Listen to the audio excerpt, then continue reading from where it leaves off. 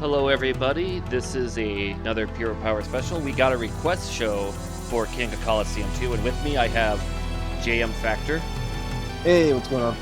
And with me in the no mic chat is Jug. In fact, this is Jug's request show. And I'm going to try something a little different from the other request shows. Have a live reaction for the person that requested it, so they get to have more power for the show. Like say what ring they want, ring announcer, all that stuff. So with Jug, what ring mat would you like for our show?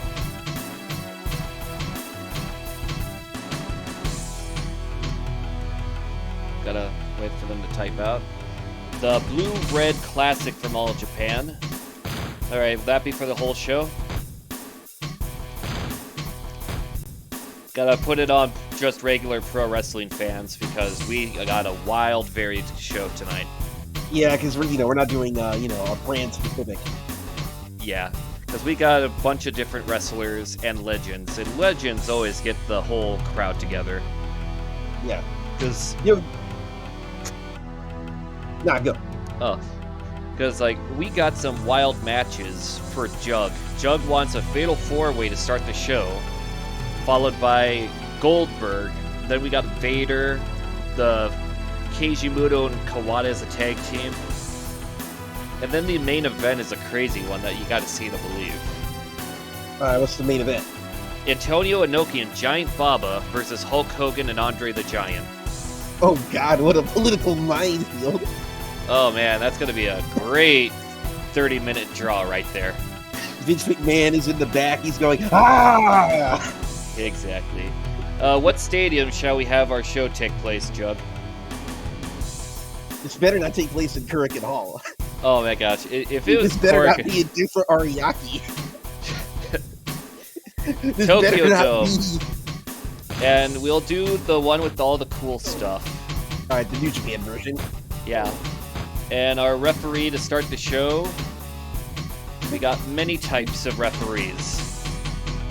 Yeah, no Earl Hebner here, Farina. But we got someone close to Earl Hebner. I call him Burl Bebner. And then there's Curl Kebner, Durl Debner, Furl Febner. Let's see who Jug picks to be our Wada. Okay. We're going all Japan for our ring and referee, but a stadium that's New Japan, and a ring announcer. Might as well use the All Japan ring announcer. Okay. Then, let's see that. And then we got Yamazaki and Momoda as our color commentary. Who shall we have?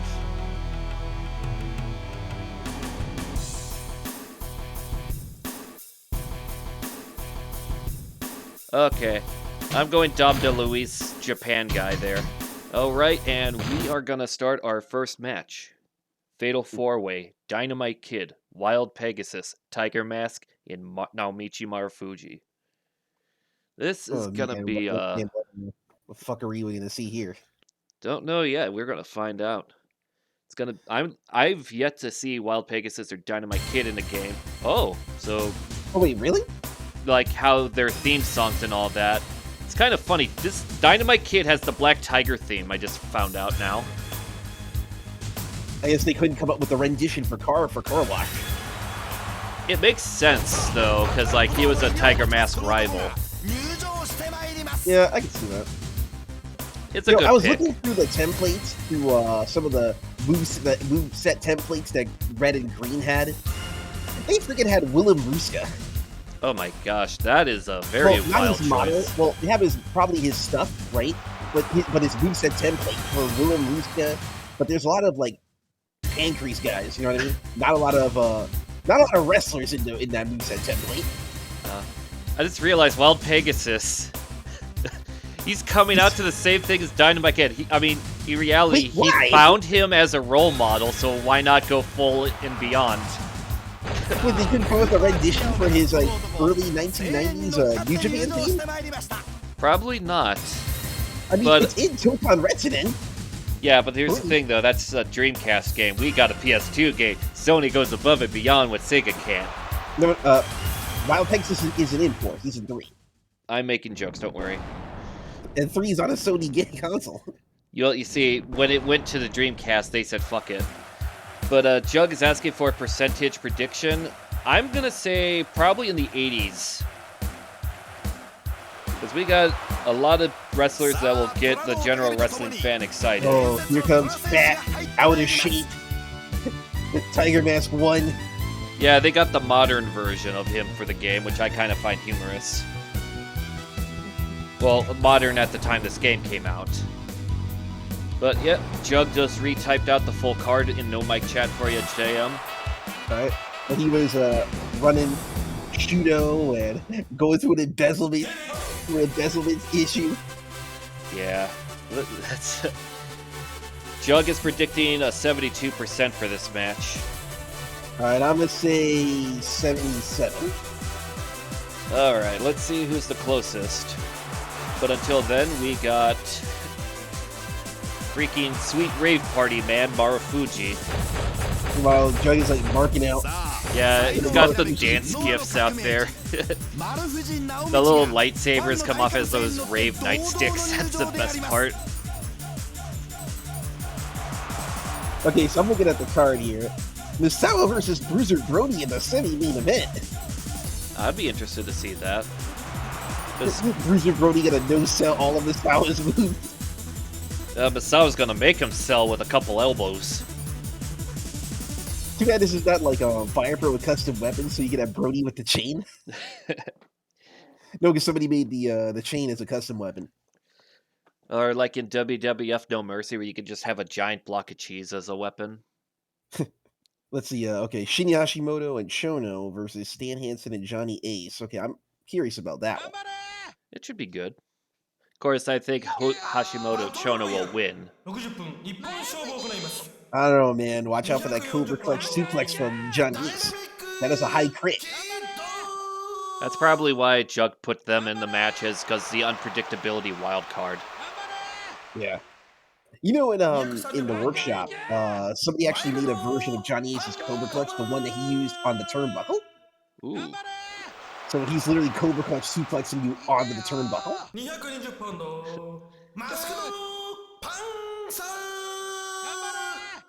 That was actually the opener to my stream a little while ago. I opened it with Johnny Ace versus Bob Backlund. Oh. Okay, so Marufuji. Let's see what color he gets. I think he had black or something for his he gets stream. no color. Red. He gets red. Okay. So we got 2 red streamers for this match. The blue one for Dynamite Kid. And we got some odd. This is an odd match. Yeah, this is 3 legends and one young boy. Well, at this time, I would say he was the blue chipper. So he's a journeyman. Blue chipper is in like he's going up the ranks, but he's not like top card yet. Kind of like, say, 2003 Randy Orton. All right. Or 2003 John Cena. They were promoted from jobber to journeyman. And Jug has made the prediction it's going to be Marufuji to win. I'm Marufuji. thinking probably Tiger Mask. And I'll just for the request with, show, we are doing a 100% so we see the match in full.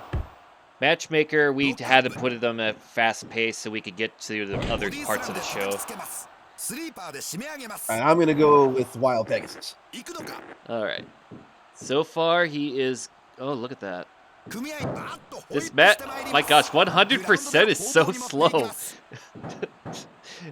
I was so used to doing the 300 and 400 from Matchmaker. It just feels so alien at the moment.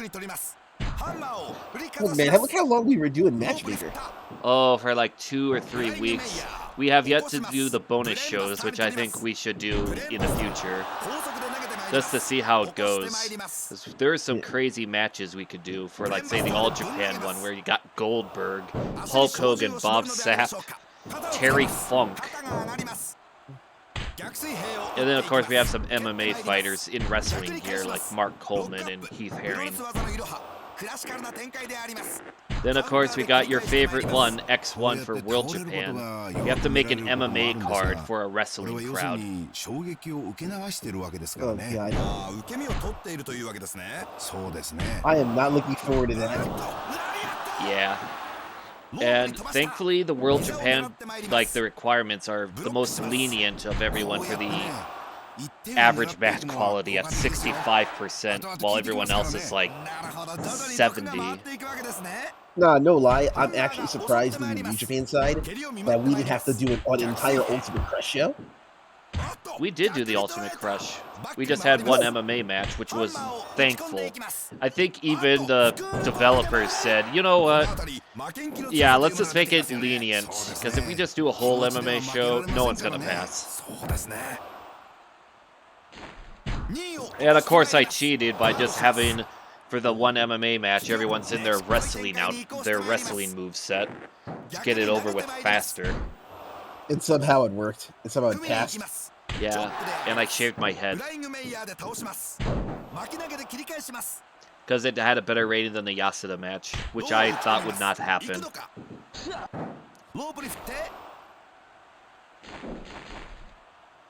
My gosh. My one regret during my stream was that I didn't put Matt Jafari in the stream. Yeah. I remember for one of the World Japan shows, I think it got taken down because Samurai TV, because I decided to show, like, to be cool and all that, to have, like, one of their opening bits. Like, their little video promotion. Had him and John Kenta as a tag team. I'll probably put that on, like, say, one of those alternate video websites. I wouldn't say that out loud. I did specify which one. And I'll edit out that one part anyway to be safe. I ain't that silly. I know that the Samurai TV will get me in trouble, so I'm going to edit that out. Oh, we're 7 minutes in the match. We'll be expecting the limit. Oh, someone got kicked in the back. Tiger Mask he just kicked him in the back of the head, and Chris Benoit no-selled it. Because even in this video game, his CTE does not affect him. Well, not at this point. Oh, yeah, definitely. Not at the point in time where it is edited space, though. This is like 90s New Japan, Chris Benoit. Yeah, wait till King of Colosseum 3, then we'll see the CTE. Oh, that's never, you know that's never happening. Exactly. So yeah, this is like 1990, I guess 96, 95, Chris Benoit. Oh, is he going to go for a coast-to-coast? Oh, wow. Wait, that's actually a move in this game? Well, it is now. It was hard to see, but Marufuji hit a coast-to-coast on Chris Benoit. Or, to be more specific, Wild Pegasus. Wait, but that's actually a move in this game? Oh my gosh. Jug has a clapping really aggressively emoji for that coast-to-coast spot. Would this be a KOC first for us? I've never seen the coast-to-coast from what I recall, so that's a first for me. Yeah, that's a first for me, too. I mean, the very first KOC first for me was somebody trying to go for a double leg takedown, right? Yeah. And dude kneed him right in the face. That's a cool move that they added. Yeah, I'm glad that's actually in my early PWS episodes. Ooh. In my reboot of it. And I think that happened, in my first or second episode of the reboot. Oh. Dude goes for a double leg takedown and he eats a knee to the face. Ooh, lariat. Now I'm curious what other crazy moves we'll see in the future, because I know Egan has that spit spot in the game, but I've never seen it happen in any of the sim matches. You think it has to be situational? It has to be situational. For those who don't know, the Haruka Egan's spit spot and other wrestlers, from what I recall, but most definitely Kimura. For those who don't know, the spit spot was basically Haruka Egan's on the ring apron. He gets clubbed onto his back's on the ropes. He gets clubbed from the guy inside, and from the club on the chest, spits a huge loogie that goes into the crowd. And then the camera moves over to the crowd, and there's like a whole group of spectators with newspapers just blocking in case the spit hits them. Yeah, that spot will not fly now. Oh, definitely. Like, imagine you're in an indie, right? Imagine you're in an indie, and you do the spit spot, and the indie, the fan jumps off the barricade and attacks you. That'd be funny, though. Oh, a 2.9. Benoit almost got eliminated. I think almost got eliminated on that. He's running down the line of red and blue. Oh, wait a minute. German soup. Oh, whoa. Oh. Great backdrop. Diving headbutt. Oh, wait, are we gonna see? Oh, never mind. Benoit changed his mind. He realized, no, I can't follow up that spot. Not yet, anyway. Nah, he wants to do something else. German suplex. And not even 3, just 1. Now, stupid. Dynamite and Marufuji did a double kick on Tiger Mask, and he no-sold it. Like, it showed that he got hit. I think the triple German might be his powerbomb. Ooh. Marufuji kicked out of a diving headbutt. Yeah, I keep noticing that little bug where if someone does a top rope finisher, oh, he's got a Shirinui. But is it if you do a top rope finisher that uses a power ball, it goes straight to a pin. Even if you're got a rope break, the ref will still count as if there's no rope break. I could actually, that's actually a thing in the Mod Pack and Fire Pro, where it's like ignore rope, where you could have like high flying moves that are pins, ignore rope breaks. Okay. Pegasus is the first man eliminated. I wonder if that's a thing in this. They probably have it to ignore rope breaks and goes for body presses to have pins. Oh. Someone might have modded it, because I know Ye-Lord did a mod where he puts the real music in, but 2 songs we cannot play at all, and that's the Kill Bill theme that Yasuda MMA attire has, and Voodoo Child, which is Hulk Hogan's theme. Do not play them. Yeah. If you have that real music mod, do not play those 2 specific themes. Unless you're alone, not recording it or streaming it. But if you're streaming it or recording it for YouTube, don't. Just skip those songs. Or just mute it and put your own rendition with a kazoo or something. Or just go to the editor and change the songs. Yeah.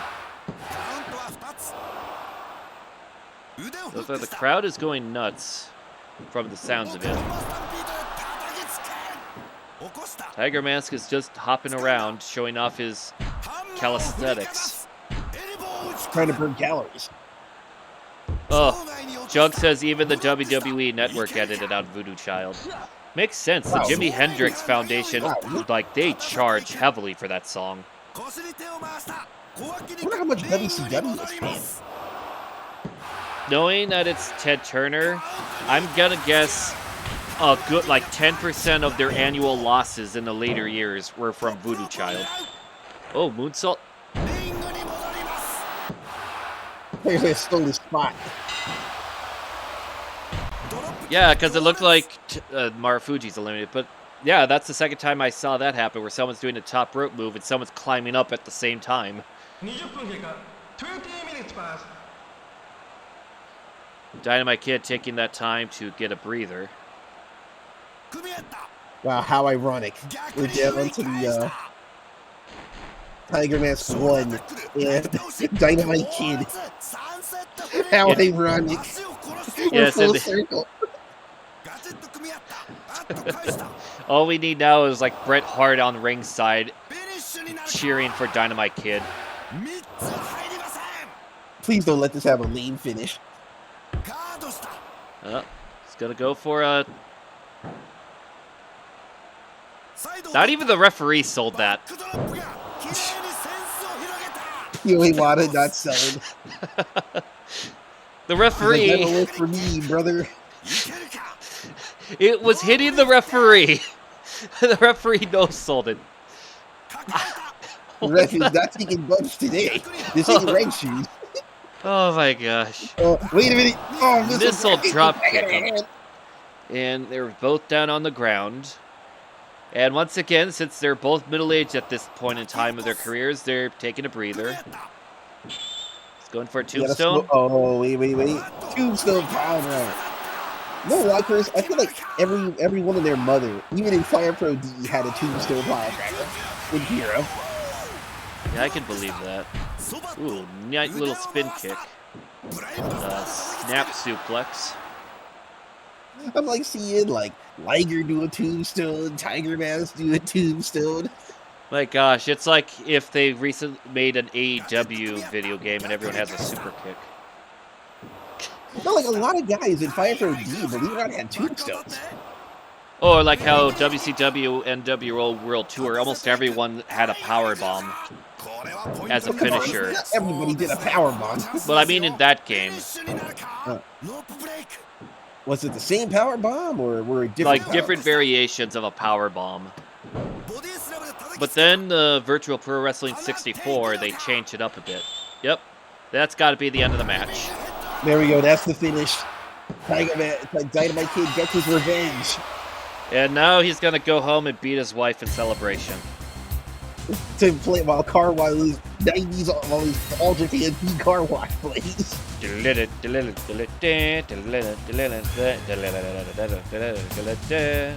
That's my improv for it. Okay. Now let us see the result. Who does Dave Meltzer rate this match? 4.5 stars, basically. Beautiful starter. That is a good way to start the show, I'd say. It started a little slow, but then it got better as the match went on, I will admit. That's probably what Dave Meltzer said, but I did say a lot. As he's playing with the papers. Yeah. Alright, next match we got Nagata and Tanahashi versus Goldberg and Sapp. You ever seen him do those interviews, those rare interviews with Nagata? He's like so nervous. Oh yeah, that's understandable. He's like so nervous talking to his favorite wrestler. Well, yeah, definitely. Team Japan or Team World? I'm gonna say Goldberg and Sapp will win this one. Wait. Bob Sapp's not part of World Japan? No. Team World isn't like foreign. But Yuji Nagata's costume. Which costume do you want for Nagata, Jug?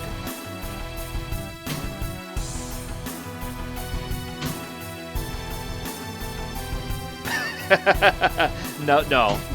Oh God, no! 1, 2, or 3 are our only choices. We got 3. That's his like retro gear at this time, basically. Then Tanahashi. What does that mean? I don't get it. Retro gear? No. Look at what Jug put when he put 3. But they put 3? Oh yeah, for Type 3 for the attire. Because it's Type 1, Type 2, Type 3. Type 3 and 4 have a different nickname, but Type 1 and 2, they have the same moveset overall. So here's Type 1 Tanahashi. Yeah, but I have no idea what nickname he had the year before, the year prior. Probably King of the Hill, considering his shirt team name at the time. Alright, so inverted colors. We got him with a bad hair. Look at that. That does not render well even back then. This has to be King of the Hills, Tanahashi. And then, of course, the earlier King of the Hills, Tanahashi. Doesn't even look recognizable. Oh, this is young boy.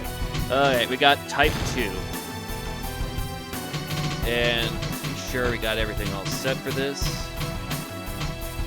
That, and there you go. Back to Wada. The All Japan guy. And here we go, match 2. Alright, now we need someone to keep a count on the Sapp grunts. They usually put oh yeah, that's right, you're doing this live, so you don't have the counter. That's right. I wanted to try this as a neat idea to see how it would work. You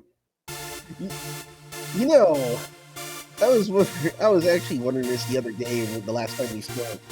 What do you think All Japan was spending money on that it made Muto have to go to do hustle and stuff to keep the promotion on? I he was spending the money.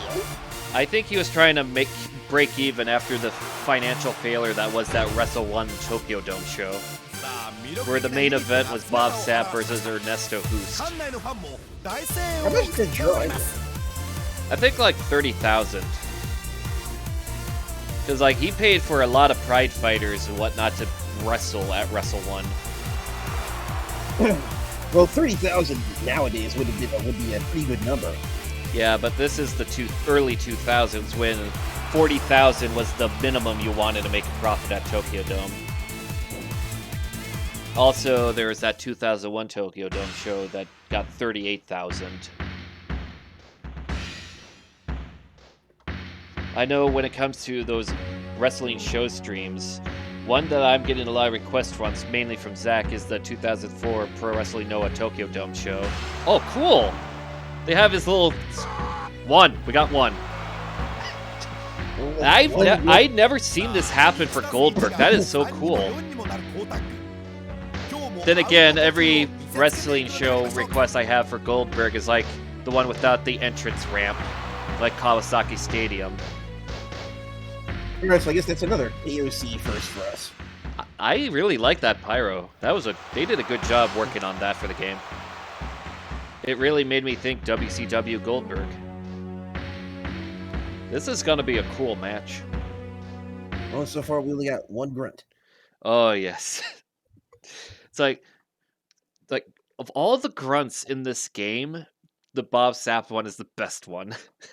I wonder if his grunt is in KOC Red, since he's a template in that, since he's an edit. I hope so.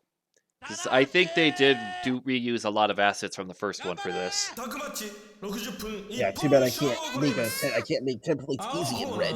I'm getting green. Yeah, they made it a little bit more difficult. 2, they fixed that.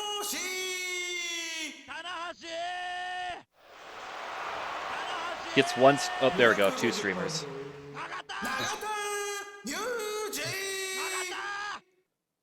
Look, man, the fans are like these damn New Japan guys in our sacred red and blue mat. They're like, who the fuck is this guy? This giant black man. Bob Sapp. Oh, here it comes. Wait. Here it comes. 2! Woo! My gosh, that would be a great... Oh, continue. Who the hell is a Goldion Hammer? No, that's what he's called in the game. I know. Hammer. My gosh, I just realized both Bob Sapp and Goldberg had white streamers. They are perfect for each other because they got unity in this team. They wear the same color scheme almost, white and black. They kill people in the wrestling ring. They're known for making noise. Sapp killing Nakamura's career in the early days. The ultimate burial. That was... I will give credit that Nakamura did carry Bob Sapp to a decent match. And it killed the crowd. Oh, yeah, because they wanted Nakamura to win, even though Nakamura wasn't liked by the commentator. Even the commentator. Even the commentator, he's like, Nakamura, get up. He's like telling him to get up and fight. Oh, yeah, that's right. There was that one commentator that was really excited when the New Japan guys were being the K1 guys. Like when Yutaka Yoshie beat that Jan Norche, they actually showed footage of him getting out of his seat in shock. Well, I wouldn't blame him. Because, like, I didn't see that coming either. He was so happy. Gosh. Oh yeah, that's right. The last Bob Sapp match we had for that trying to remember, it was that Noah Tokyo Dome show we had for Matchmaker. It was hard to count, but I think I counted 29 grunts altogether from Bob Sapp. I really wish we would have done that to complete the storyline of Sapp versus Misawa. Yeah, but we just thought the Inoki World Order tag team would have been a much bigger draw overall. Just imagine, maybe Misawa, when he won the IWGP belt, defended it against Bob Sapp once and won. Because I don't think New Japan would make Bob Sapp win it twice. I wonder if we should do that. Misawa versus Sapp is a main event for a show. They'd make it Cork and Hall or Differariat. 3! We got Why 3! the hell would we put it in there? We'll put that in Sumo Hall or something. No, that's the joke. The Nippon Budokan. Sapp ain't working in small events. He won't grunt when he's in small events. Oh, he only gives his all when he feels like it. What a... No wonder why nobody books him unless it's a big show. Gosh. 4! We got 4. How did that Sapp versus Ernesto Hoops match go anyway? It was nowhere near as good as the Nakamura match that we saw. I hope he gave him the beast. I know that whole Wrestle 1 show is on YouTube. Oh, God. And one of the matches features Great Muta and Goldberg versus Chronic. Oh, God. Chronic probably died. Yeah, Chronic, like, the only way you can make a Chronic match watchable is basically make it as short as possible. Well, it's not WCW Chronic, so... Oh, the WCW crowds, like, I remember for a good chunk of them, at, like, say, 98, they were excited for anything.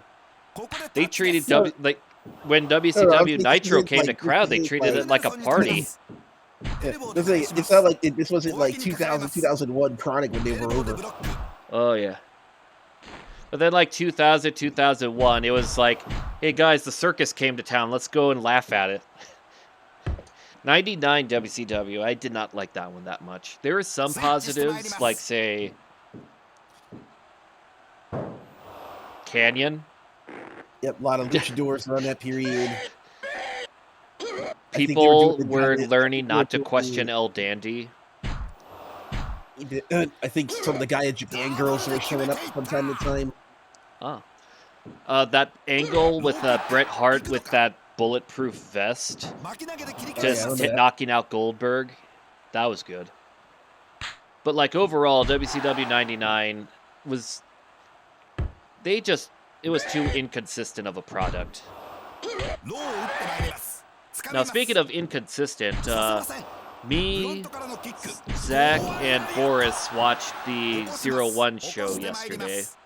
The one where Sugiura defended the title. 2 matches, I would say, were worth watching, while there are some that were just there, or worse, boring. So we're talking present day, you know? Yeah. Their anniversary show. And one match actually had a time limit draw, and we were just like, well, it's over. And we learned, oh, it was not a good match. So like, just all over the place? Not botching, just like their moves just did not convince us that they were trying to win the match. It was like they were in cruise control, which is something you never want to do as a wrestler on a big venue. Because this is supposed to be... shows. You don't do that in a big show. Yeah, this is your anniversary show. You go out on an anniversary show. Because this is like 01's biggest show until their Sumo Hall show, which I found out is happening. April 10th. And they got a lot... And they're getting a lot of partnerships with Pro Wrestling Noah to promote that show. So it's like what I was predicting. The only way Sumo Hall shows for 01 could happen again is with major co-promotion, no material. Yeah, because there's no way they're going to be drawing the Sumo Hall with 10 people, with 5 people. They couldn't even get a good... Oh, that's 6 right there. They can't even get a good crowd in Cork and Hall anymore, even before the restrictions. Oh, leave it. Tanahashi's gonna go shoot style on Goldberg. Yeah. Ooh, pump handle drop. Hey, remember when William Regal exposed Goldberg? Oh, man, who hasn't it? It's always funny hearing these stories. No. Like, remember when it was like William Regal's last day in the company? Yeah, right? that's... And before he got squashed by Goldberg, he decided to wrestle Goldberg and expose his wrestling skills. I actually liked it, though. You know why? Alright, It made Goldberg look human. Because like how the I actually thought the match was better with that mat wrestling. Like some people probably won't like it, but I actually enjoyed that mat wrestling because it was like Goldberg was trying to outmaneuver 7. Uh-oh. Crowd did not like that. Oh yeah, Chris Jericho did beat Goldberg in a shoot fight. Don't tell the Saudi crowds, they have yet to learn this. They still think Yokozuna is still alive, for example. Don't they have internet? Yes, but do you think they actually look up stuff on the internet? Because I think Saudi Arabia is one of those information restriction countries. So we got... I'm not gonna get over the fact that Bob Sapp just did the running front drop, the beast drop kick on Tanahashi right in his face, so the crowd hates it. Oh yeah, Tanahashi has a beautiful face. How dare you put your feet near The it? crowd did not like that. So far, I think we're at 8 grunts. The crowd is not happy about that. Oh yeah. What were you doing there, Goldberg? He forgot his spot. Oh, great. He missed his cue. Goldberg missed it too, because it looked like he was trying to... He missed whatever he was doing earlier. And what's he got here? Now they gotta make up the spot now. Oh. Oh, he blocked it. Oh, good counter by Nagata. Kitchen sink. And he's got a leg lock. Nagata's like, I would expose Goldberg even more in 2004. This is called the Regal stretch. But I will say, though, like, speaking of those squash matches that Goldberg had, I think Glacier was his best opponent. Because, like, they really try to out-one each other in some of them. Like, when Glacier was doing his sweep kick, Goldberg did a backflip to dodge it. 10 or 8, 9. I wonder how many times they had to practice that. Probably all the time. Oh, double suplex. And the only one who sold it is Goldberg.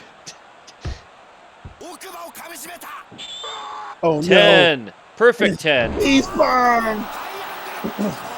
11. Uh-oh. His foot fell asleep. He's gonna do it. 12. What a great finisher. Just pin him. Man, burned through all the power balls. He's the only one who used power balls. Everybody else is like not even ready to use their finish yet. Bob Sapp is saying, listen, I got like a commercial to shoot in 20 minutes. Let's finish it now. I'm about to make millions of dollars.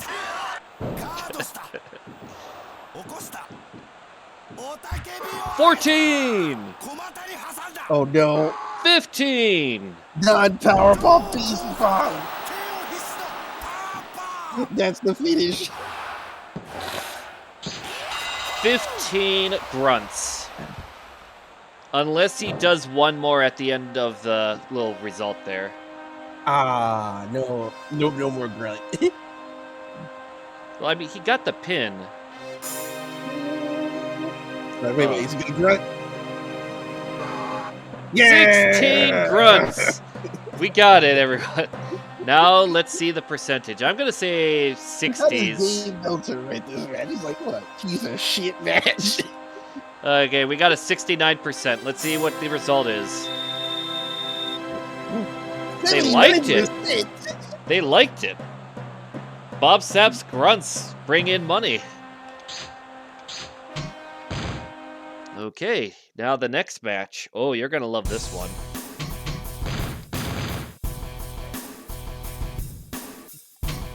It is... Where is he on here? Freelance. I have him under. Vader. Hey, and I would have thought you would Tsuruta. have had Vader in the Chaos. He was like... That would be more like 2002. At this time frame, I saw him more as like just freelance. was like he had a show in All Japan to squash Suwama. Like rookie Suwama, so that's a great idea. So I just funny how Suwama's not in this game, but he's in Fire Pro Returns. Yeah. That's one character I wish could have been in this game was Suwama. And of course we all mentioned Ricky Marvin, American Dragon, Akuto Hidaka. But now here's a question: when we do the Fire Pro draft, are we using rookie Suwama, or should we try to boost it to try to find like a mid 2010s Suwama?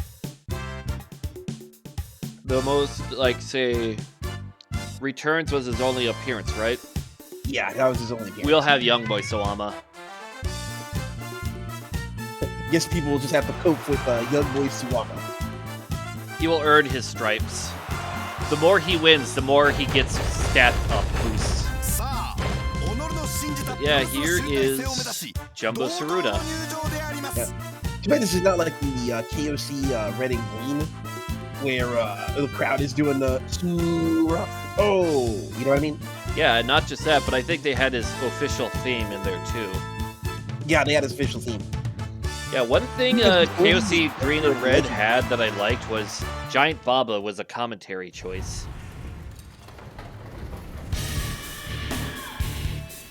Unfortunately, from my experience, he doesn't have a lot of lines. Yeah. But it's still a nice addition. Yeah. Red and Green had yeah, shame that we don't have most of those guys that were in Red and Green. You know, we don't have Erwin Shyster. You know, we don't have Dan Devine, Johnny Smith. Yeah, those ones were basically gone by the time this game came out, but Jim Steele, I think, could have remained in here. But my guess is they just thought, he doesn't do enough, we'll just not put him in. Which I don't get, but whatever. I mean, was he with All Japan around this time? Yeah, he was doing more New Japan stuff. I mean, was he with New Japan in 2004? Like, New Japan, All Japan, he was, like, split between them. Same with Mike Barden. Yeah, unfortunately, they don't have a mask for Vader in the game. He just kind of comes out without the mask. So this is that era of Vader where he forgot his mask at home or something. Yeah, this is serious Vader all the time. But yeah, I just realized, so I take it it's 1-1 for Team Japan versus Team World, or is the Fatal 4-Way not part of the whole thing there, Jug? Oh, yeah, the other thing is, KOC Red and Green had masked Vader. Yeah, his outfit doesn't even say Vader time on it. Yeah, this is, what's the best way of saying it? They copyright. Yeah, that's the word. They couldn't even put in like a fake name like catering time or something like that. I mean, they could have just put Saber, because that's what they call him in most of the Fire Pro games. Yeah, it's time, it's Saber time. Sing.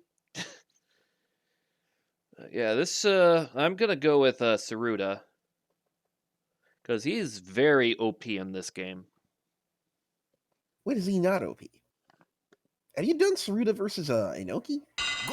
I don't think I got one of those matches yet. I think there was a tag team match they were involved in where Inoki lost. Inoki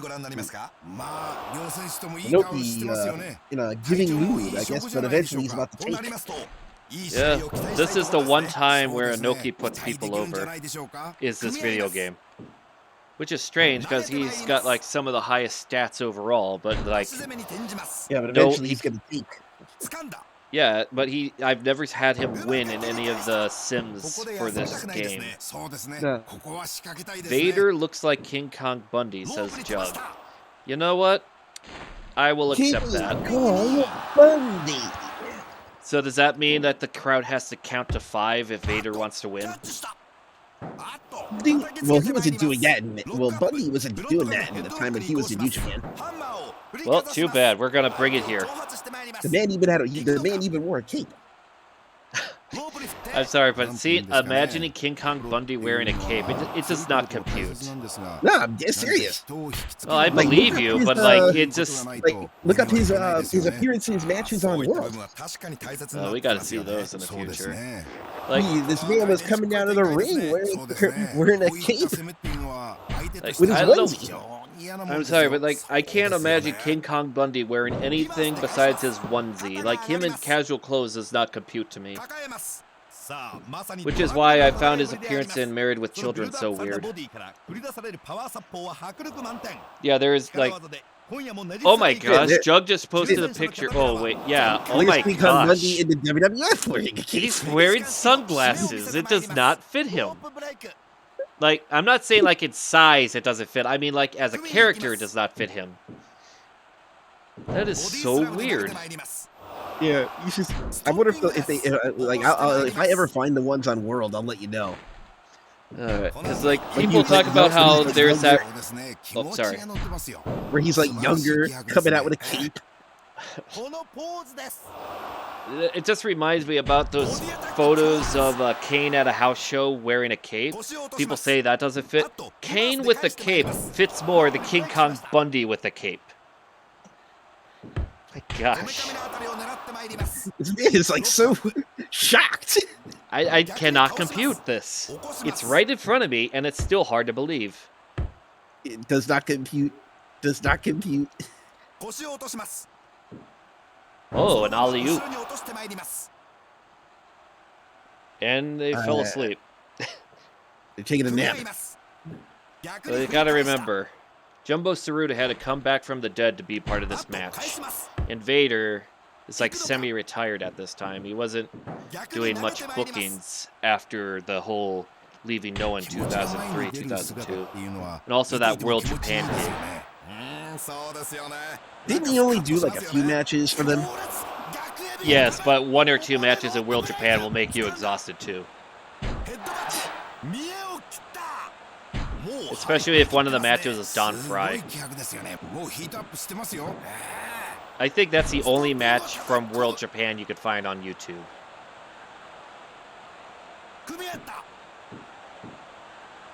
And he slams him on the ground.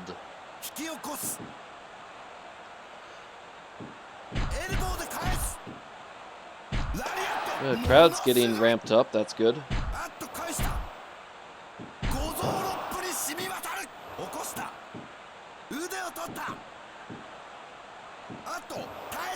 A lot of reversals. I never thought we'd see chain wrestling between these two ever. Scrooge like, we're gonna rest.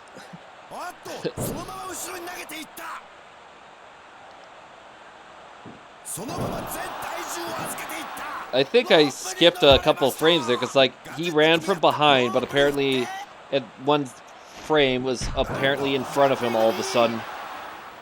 Did anyone else notice that when doing the Luke Does press?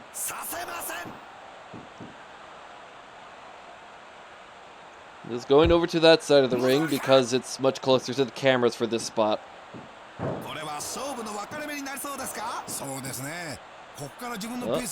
Gonna go for a...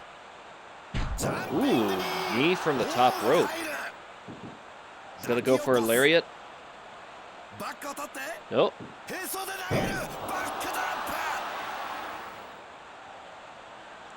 Wada Kyoe is just standing still in the shock at that move.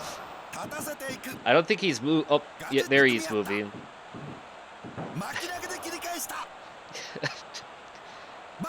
I just noticed how motionless the ref is. I think they'd add more like animation to it. Dude, didn't even use his finish. No one used the finisher. Jumbo just basically squashed Vader. What a shit match. Well, you gotta remember, Jumbo Tsuruta's got some commercials to film in 20 minutes. You know, did he use like the more powerful version of his backdrop, or just a basic backdrop end of the match? I don't know. I think it's gonna be in the 60s for this. Nah, this is a basic ass backdrop. Steve Meltzer is not gonna like that match. 63%. Close enough. All right, next up we got A crazy tag team match. So far, 2-1, Japan is leading in this show. Let's... Hey, Zach. Oh, hey, Zach. Welcome. We are on our fourth match on our little show here. Now, Jug, which costume do you want Keiji Muto to be in? We got his 2 regulars, his NWO Japan look, and his early 90s, late 80s New Japan look. Number 3 it is. Okay. And where is... Oh. How's your day, Zach? Good. That's good to hear. Breakfast. Zach, why do you not sound so happy right now? Because I'm eating food. Oh, okay. And which attire do we have? Okay, that's not fair. All first three are basically look the same. I think it all depends on the gear. And the number 4 is his Footloose era in the 80s. Your options are Kawada, Kawada, Kawada, and Footloose. We're going with number 1. And where is... And Terry Gordy. There we go.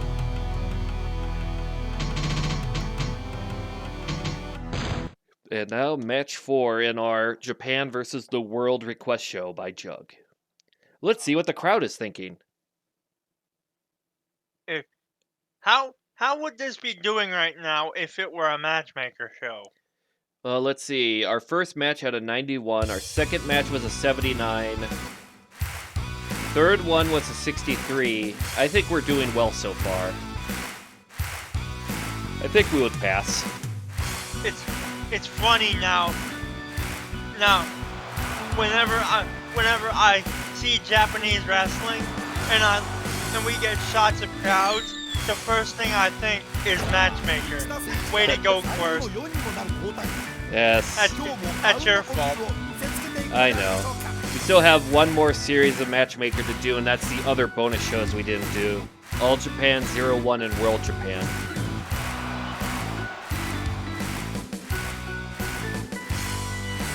But other than that, we got a nice little tag team match coming up. Dr. Death and Terry Gordy. And we got Jug saying Team Kawada will win. History question. Did Dr. Death and Terry Gordy ever actually tag? Yes. They were a dominant tag team in the early 90s in All Japan, winning the tag team league several times, I believe. Tag team titles several times. When people talk about most dominant teams in Japan, they're one of them.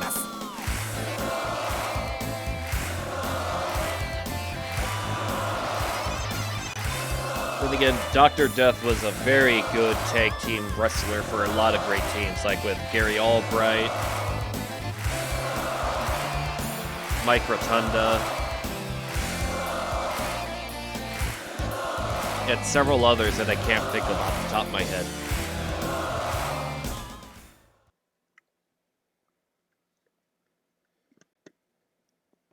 Of course, I got an insane surprise one night recently. Oh, what was the surprise? I was getting ready to go to bed and I was talking to Mom about old wrestling. And I happened to mention the Sharp brothers. And she knew exactly who I was talking about. Oh, that's neat. I'm They were like, a big "Damn, deal in the Mom." 50s. Like, what's the best way of saying it? They were the Young Bucks of the 50s in that they were a very famous tag team. We're better yet, the Road Warriors. That's a better comparison. Yeah, second comparison better. Yeah. Now, is there much Sharp Brothers footage for a guy that's curious about that era of wrestling? There might be some matches available on YouTube, but it's got to be pretty hard. I know, like, there's a institute that had a bunch of old classic matches that took place in Chicago, featuring like Vern Gagne, Lou Thez when they were in the area. Yeah. JM and I actually watched one of those matches. It was Pat O'Connor and somebody else. Pat O'Connor, he was a big technical wrestler at the time, I recall. Inventor of the O'Connor roll.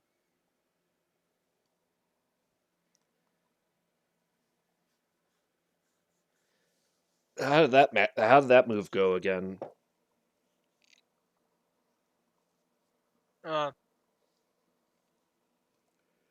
I can't remember. Okay, I'll find out in the future. But I guess everyone wants Team Kawada Muto to win.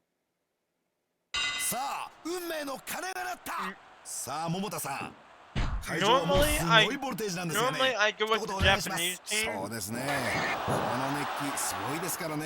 But Dr. Death gets your attention. Yeah. Well, Dr. Death and for a change of pace, I'm picking the Gaijin team. Alright. JM, who do you got?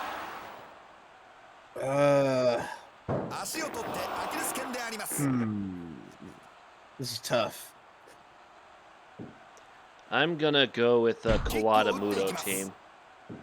Because, like, Kawada and Muto are basically very powerful in this game. And I don't know how well... But then again, their synergy might not work well for their AI. Because I know, like, Dr. Death, Terry Gordy might have... Their AI will suit tag teams much better. They actually tag together, IRL. Muto and Kawada? No, Williams and Gordy. Yes, I have mentioned several. Like, just to be sure, let me get their accolades together so I can tell you how successful they were as a tag team. No, I was just saying that I was agreeing with what you said, that their AIs would synergize better. I was just like how you were wording it. That probably would be because they actually tag together. Okay. Well, just because we're gonna show how cool this team is, here are a list of their accomplishments. Alright, hit me. They won the World's Strongest Tag League in All Japan 2 times, 1990 and 1991. Okay. They were 5-time All Japan World Tag Team Champions. 5 times. Damn. 5 times! Sorry, had to do Booker T. Yep.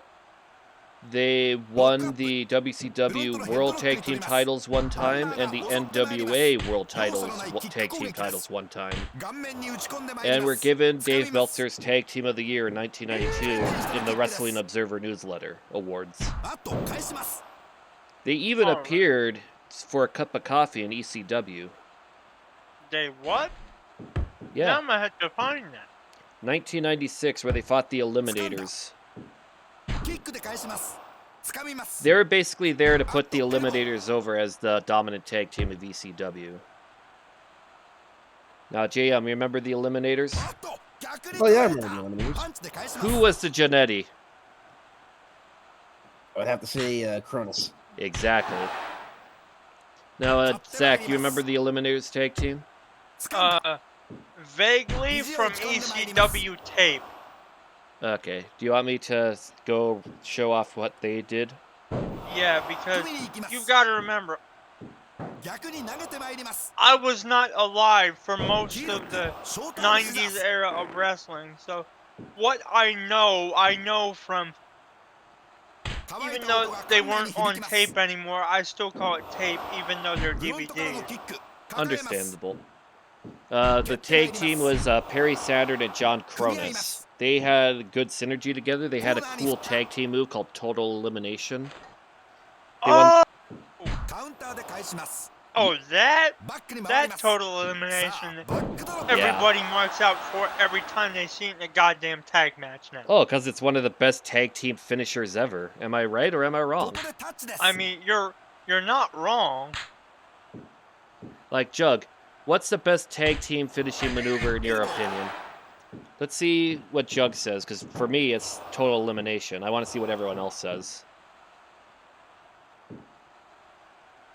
Alright, Jug agrees. JM, do you agree, or do you have, like, say, the 3D? Can you repeat the question? The best tag team finishing move. Or your favorite in general. Favorite. I don't really have a favorite. Okay, but like, say, if there's, like, if you saw it happen in a tag team match and it made you go wild, which one would it be? I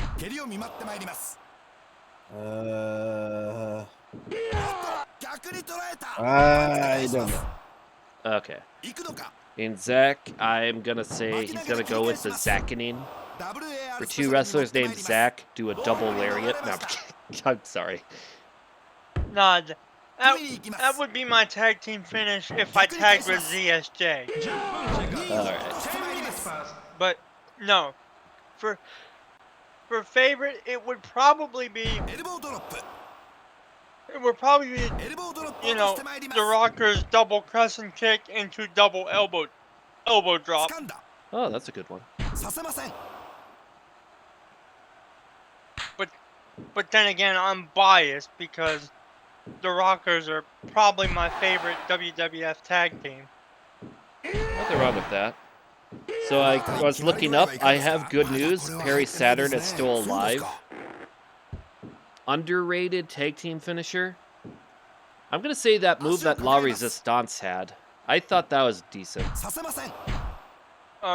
Before I agree with you, remind me what that looked like?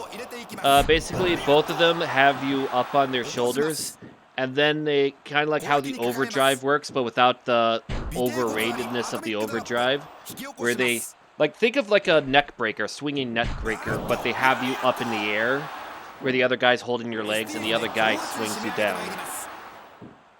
Okay. I think it was called the Au revoir, but I probably am wrong on the team name for that move. And meanwhile, the other wrestler, John Cronus, passed away in 2007, and he had a tag team with New Jack called the Gangstanators. Because the Gangstas broke up, the Eliminators broke up because Perry Saturn went to WCW. Why not put them together?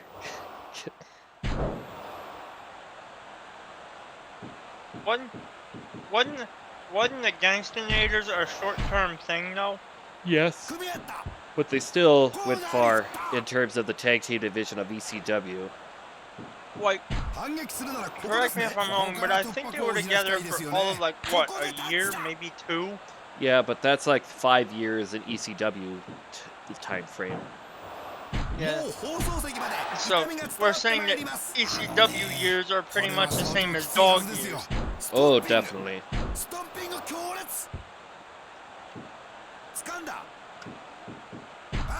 Well, now, since we're talking about ECW, what was the best thing you've ever seen ECW do and the worst thing you've ever seen ECW do?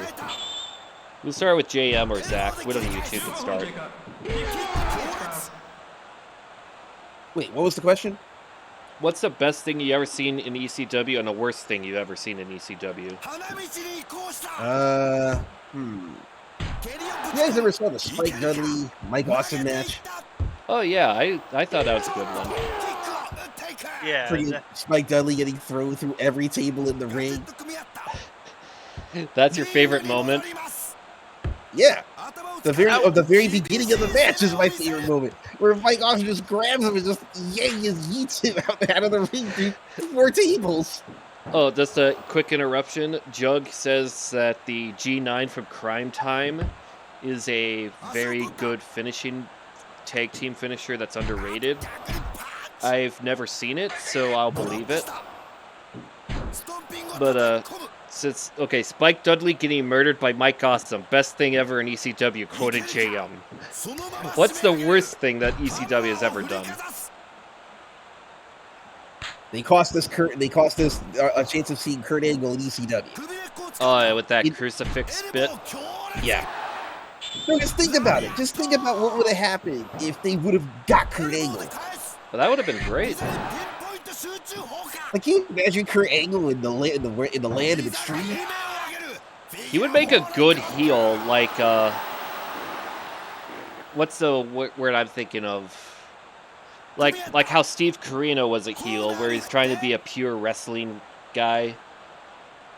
But Jug says the greatest thing ever was Sandman's return entrance in 1999, where the whole crowd basically broke the sound barrier and how over Sandman was in returning. And the worst incident that ECW ever did, the mass transit incident. I can agree on, in fact, that's my choice for the worst thing is mass transit. Yeah, mine as well. For best, that's going to be tricky. I'm just going to say the entire Raven Tommy Dreamer feud. I was either going to go with that or the New Jack Vic Grimes spot where basically New Jack says, fuck it, you're going off the balcony. Oh, that was XPW, I thought. Yeah, that was XPW, Zach. Oh. That was XPW's free fall. Ooh. Terry Gordy almost took the pin there. XPW, ECW, same shit, different money, man. No. Completely different animal. No. One was based in Philadelphia, the other was based in California. That and also XPW were a deathmatch match. And XPW had worse matches, worse quality, worse storylines, and also a worse manager in charge. I'd rather work for Paul Heyman than Rob Black any day of the week. I know all this. I just said that to get a rise out of people. You're hardcore. You're a heel. But Kawada wins, LOL. Yeah, should have figured that. I'm going to say the 70s for the rating. What does everyone else think? Let's see. What does Dave Meltzer rate this match? All right, let's see. 75. Spot on, both you, JM, and Jug. They both said 75. Match comes out of 75. They manifested. What a weird coinky dink. Yeah. Now, speaking of coinky dinks, we got a big match here. We got Kenta Kobashi. What attire will Kobashi wear? Burning regular, Grand Sword regular, retro with beard, or retro with no beard? Let's see what Jug wants to see Kobashi dress up as. Yeah, that's got to be a tough one. We got many good Kobashis. Like, JM, what's your favorite Kobashi? My favorite Kobashi. Man, that really asking me the hard question. We'll get there in a moment because we got a big match for Kobashi versus the Nature Boy, Ric Flair. Oh, God. Ric Flair about to die. Like the last time I had Ric Flair in a simulated match was with Fujinami. That was probably the first time I ever seen a regular match singles go over 30 minutes. Hey, Bob Sapp's coming back. Hey, 2001 A Space Odyssey. Yep. But like both Sapp and Flair came out to this theme. Kind of went with his early 90s NWA look for the attire choice. Because that was when he fought Fujinami for that NWA belt in Japan. To be the man, you gotta beat the man. Woo! Stuff like that. Back when Rick still had normal colored hair. I thought his hair was always that way.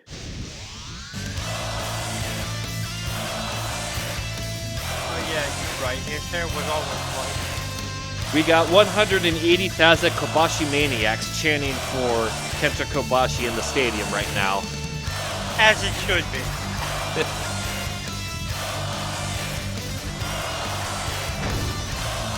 And we get explosions.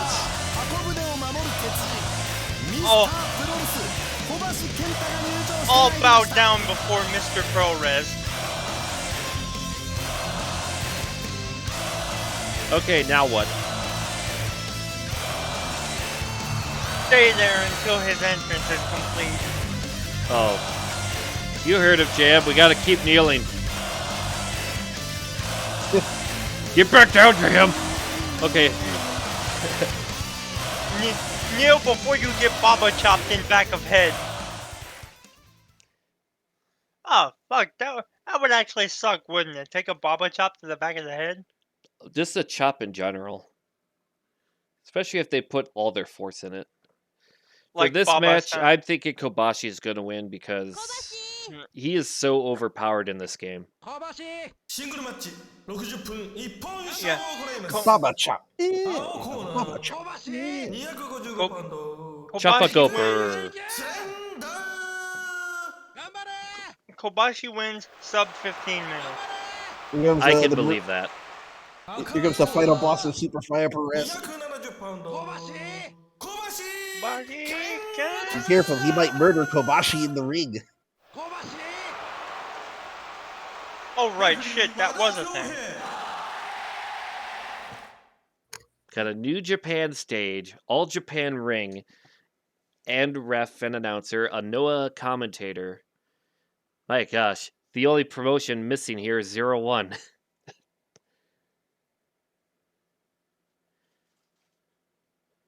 Oh, I remember when Benoit and Flair had a chop out. Jug was asking about that. Oh god, can you imagine if Ric Flair fought people who chopped even harder? Oh my gosh, he would do that flop so much quicker. Oh, Imagine if he got grabbed chopped it by immediately. Walter. He immediately grabbed Kobashi before the chop could even happen. It's like, no more.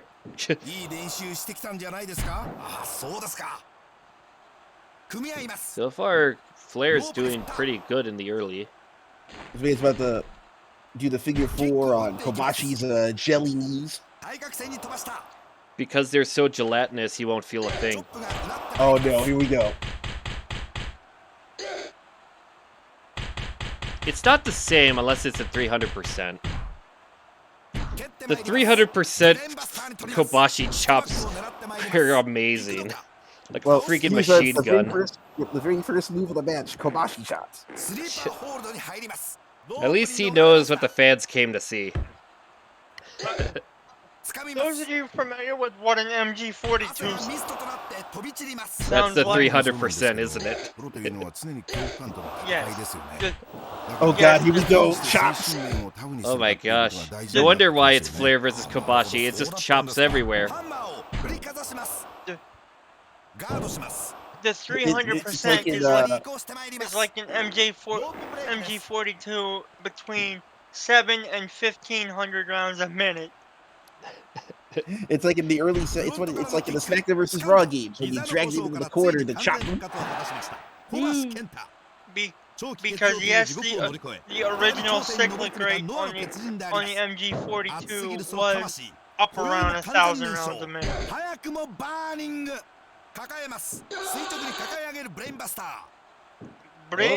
Stalling Brainbuster. Really likes he really wants to take this home. Yeah, it's like he doesn't want to do this match. Kobashi said, "Take that, you ignorant fucking guy." I'm gonna hurt you. I'm gonna make you bleed. And then I'm gonna tell you that you're not pretty. That's how wrestlers talk, right? He's like, whatever, man. I'll make you bleed. Scott Steiner TNA, it's a treasure. Oh, by the way, JM, you really ought to go in the Spam Zone at Empire Mall and see this one Steiner meme that Court put there. Oh yeah, the Spam Zone. It's a good one. You have to see it to believe it.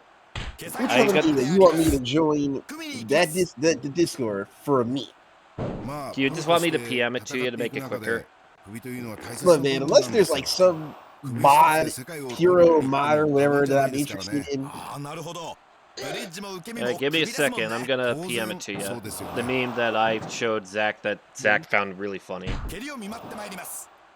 And I'll PM it to you too, Jug, if you want to see it. It's the most accurate Steiner meme I've ever seen in my goddamn life. Alright. There you go, JM. And now for you, Jug. My friend, after we finished building the Tower of Babel, unintelligible. Oh, dang it, you kind of spoiled it a bit for Jug. I didn't post it yet. I was trying to find it again. I don't get it. Just a second. Okay, you've never heard of the Tower of Babel? Oh, I know what it is, but I don't get what you're meaning here. Look at the subtitle. It just says unintelligible. Exactly. When the Tower of Babel broke, all the languages came to be were all the various languages in the world. So you're hearing a new language for the first time, it's going to sound unintelligible. That's the joke. And it's from a famous gif of Steiner doing a promo, and all it says is unintelligible. So they added that with that to make a humorous joke. Making a joke that when Steiner got going in a promo, it was mostly unintelligible. There's another good one similar to that, where it's Stone Cold Steve Austin being escorted out by the police. And it's captions, me being escorted out of the hospital for pulling an Evangelion reference. Take his ass to jail. Wow. Take his ass to jail. You gonna burn in hell, you son of a bitch. Do I get the context to this? I don't get the context, but yeah, that's a way to say fuck you, I guess. No, Ric Flair is actually doing much better than I thought he would against Kobashi. He almost made me eat my own words there. My gosh, Flair.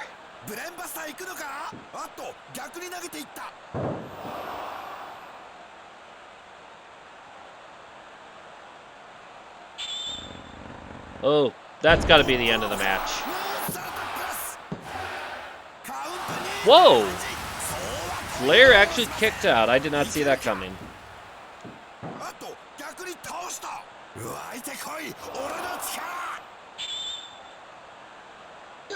Okay, that's got to be the end of the match. That's 2 finishers in a row.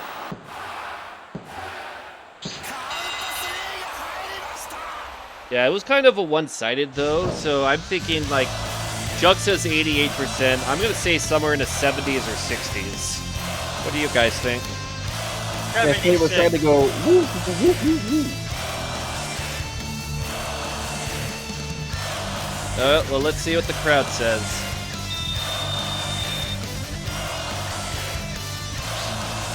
Well, goddamn. Jug was off by 2%. I did not see that coming. Well, all right. Kobashi must have carried that match. Jesus. Or Flair's selling made the crowd love it. All right, next match, we got a crazy one. Shinya Hashimoto and Masahiro Chono against Stan Hansen and Johnny Ace. So, which attire for Chono shall we see, Jug? We got regular with a dye hair. We got classic, and we also have another classic. We're going with regular. All right, and his tag team partner, all the way, the only person for 0-1 in this whole show. Then again, that normally seems to happen. We got regular with a bandage, him with gloves, and him ready to kick ass with a taped knuckle.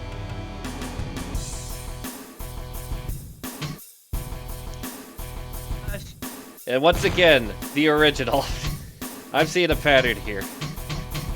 Alright, now Stan Hansen and John... Oh, wait. Before I go, look at how creepy Chris Benoit looks in this game. Look at his face. The 1,000-yard stare. That's the thumbnail. Someone take a pic of it. Alright, tell me when someone's got a pic of it.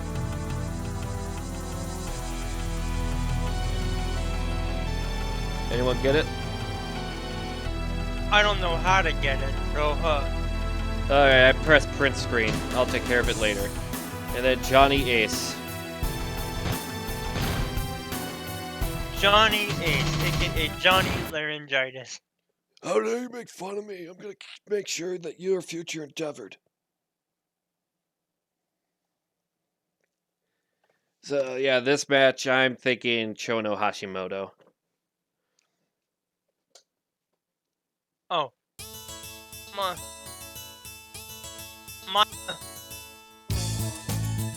other pick for the worst thing in ECW? Bill Alfonso and his fucking whistle. You know, I agree with that. His whistle was annoying. Did anyone ever request a Johnny Ace match at KOC 2? No, this is the first time I ever seen Johnny Ace requested for a show. I've seen Stan Hansen, Jun Kasai, Jumbo Tsuruta, Mike Tyson, Fedor. Never Johnny Ace.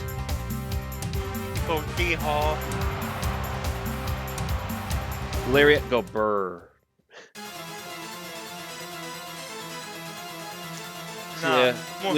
Nah, more like Larry go fucking die. Have you seen footage of Stan? Who in the fuck was that? Dude, he was just having a really shitty day. Runs in the ring, says fuck this. Lariat dude's back ahead and pins him. That's probably him. Yeah, Chono has the Dudley Boy entrance there. No, I'm saying, who was the poor son of a bitch that got Lariat in the back of the head when Stan was ahead? Well, I mean, it's really hard to insult Chono, Jug. What am I supposed to say that's mean to Chono? Like that he was a one-time IWGP Heavyweight Champion? He was on the NWO B team in WCW? Shinya Hashimoto looks like Elvis. Are those the insults we're looking for? Like, the best I got is he was on the NWO B team in WCW. Yeah, it's really hard. Like, some wrestlers, it's hard to insult because they're just too good. You know what I mean, JM?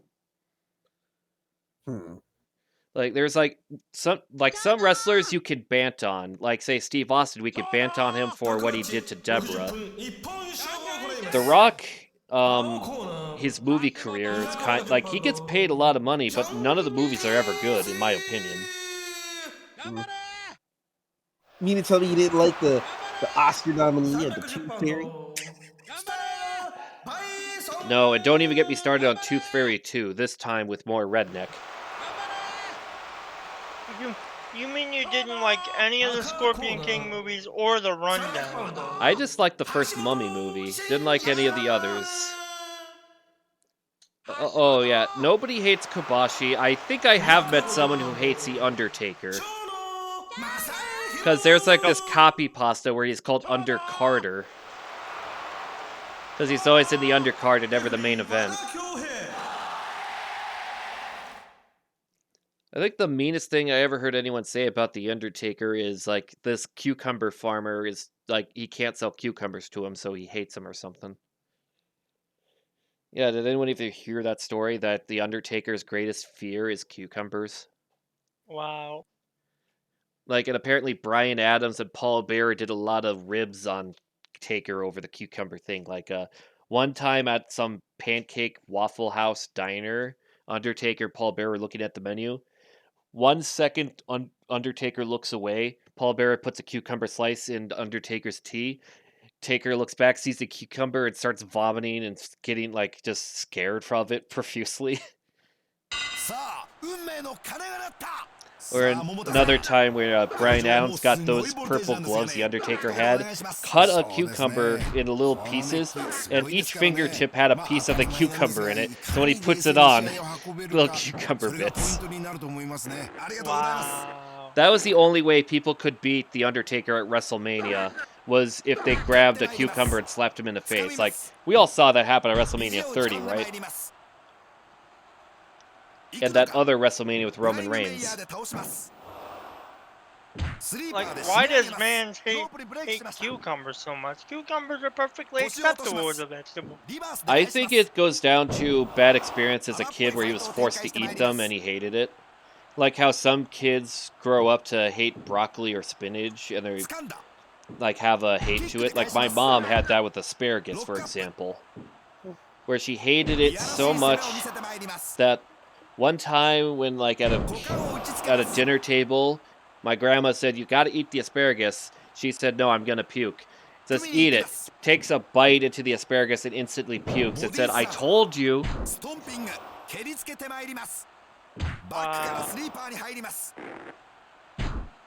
Wow, the body revolted as soon as it came into contact with the asparagus. Yeah, and like our household for the longest time was not allowed to have asparagus because the moment my mom saw asparagus, she was gonna scold someone. Like somebody was getting fucking buried. Yeah. It's even funnier, my dad loves asparagus. So for the longest time, he wasn't allowed to eat it around the house. He had to eat it at, like, say, when she wasn't around.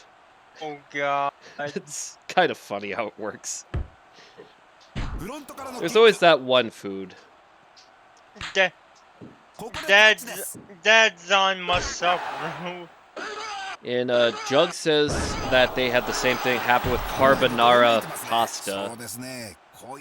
Yeah, I'm trying to remember. That's like that Alfredo with bacon, right? Man, yeah, it is that bacon one, yeah. Posted a picture for your benefit of spaghetti carbonara. I could see that. Like, bacon and pasta sounds like an odd combo.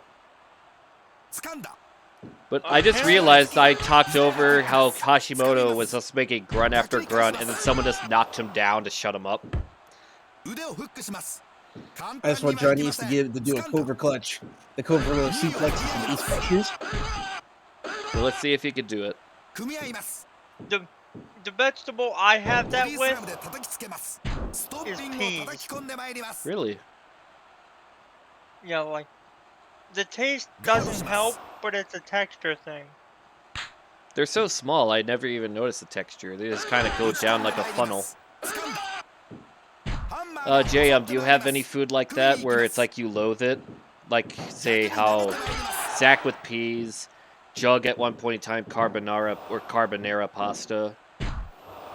My mother with asparagus. Let's see, asparagus being one, and the other is Cajun. Cajun food? Is it like I had a really bad experience with Cajun. Yes, food when I was a kid. Popeye's chicken sandwich? No. My mother made like a Cajun catfish, right? Oh, okay. Well, that makes sense. Catfish, if someone doesn't cook it properly, just makes everything taste bad no matter what. No, it wasn't the fish, it was the Cajun. The Cajun seasoning itself? I took a bite out of it, right? My mouth was on fire for half the day. Oh, dude, someone got it wrong then. Like, no, you should never overspice your food. Like, I'm the guy that thinks... It was worse at the time when I was a kid, and my stepfather was like, "Hey, man, if you drink this hot sauce in this tiny cup," because I guess he ordered like some tacos, right? He's like, if you drink this, I'll give you $40. Oh my goodness! And he pulls the $40 out, right, to show that it was not BS. I'm thinking maybe he poured me some juice or whatever. This is little kid me, okay? For context, I wouldn't know better, right? I drink it, not knowing it's hot sauce, and he immediately rushes me over to the sink. He thought that you weren't gonna do it. Does he not understand how kids work? You give an incentive, that kid's gonna do it. No matter what. My gosh, like, that's funny. Like, it's like, kid, come here. I want you to take... If you take this bump, I'll buy you anything you want at GameStop. Or another example, hey kid, if you jump off the roof onto the trampoline, Oh, no. Because I can guarantee you that has happened. Jug, you ever had weird things like that happen?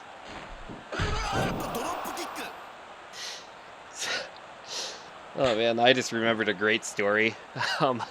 One time, me and my two sisters, we had a bunk bed. We just got a bunch of our pillows and blankets, put it into this big box, then put ourselves in the box onto the top bunk, and then we push it down onto the floor. Basically playing Crash Test Dummy. Wow. What a moonsault. And it got a 1 count. Chono ain't selling that moonsault, Johnny Ace. Now, first, Yeah. what are the ages like in your bunch? The ages? Yeah, Let's see, I'm the youngest. One Thank sister's you. a year older, the other one's 3 years older. Thank you. That's now. Yeah, me, I'm the oldest. Now were they the dote on you type of sisters, or did they constantly pick on you and kick the shit out of you? The latter. That's probably why I got into wrestling. My gosh, there was some crazy, poor bugger got beat up by girls all his life. Hey! I was told not to fight girls, and it makes it even more confusing, because they would beat me up. Especially my sisters. Mainly my sisters and her friends. Everyone else just seemed to stay away from me. My You were gosh. basically told to job. Yes, my parents didn't want me to main event, brother. That finish didn't work for me, said my parents. No, you weren't even a jobber. You were their goddamn enhancement talent. That's a jobber! Oh my gosh. No, Ma, because a real jobber gets a win every now and again. An enhancement talent never wins.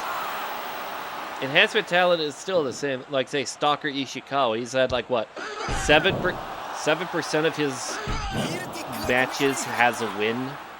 And, like, he's had more, like, you get what I mean, right?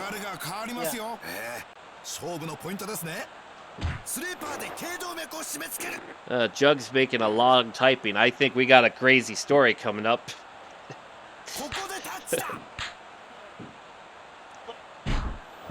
What the heck? Hansen?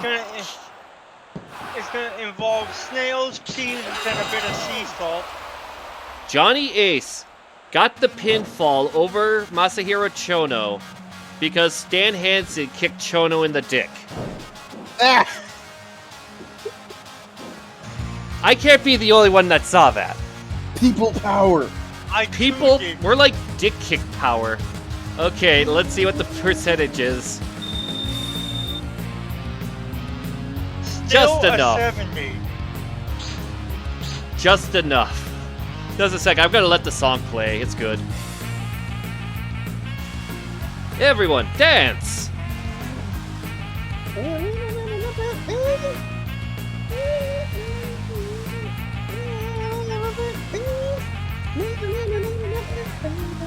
This is Chono's theme, yes? Oh no, this is Johnny Ace's. Oh wow. In the game, yeah. Oh my god, JM's really into it. Yeah. JM is just going the fuck in. Like he's going like what Pat McAfee does, just dance on top of the announce table. Okay, I'm not doing that. Bloody Oh my god, alright. When We got Mel the gets on later, he's getting yelled at. Okay. Why? Okay, before we He's go to... playing- Just a second. Before we get to that... Oh, what were you going to say, JM? When Mel gets on later, he's getting yelled at. My man's playing G-Star's Victory versus. I don't want to know what that is. No, okay. No, you know, it's one of the Shonen Jump games.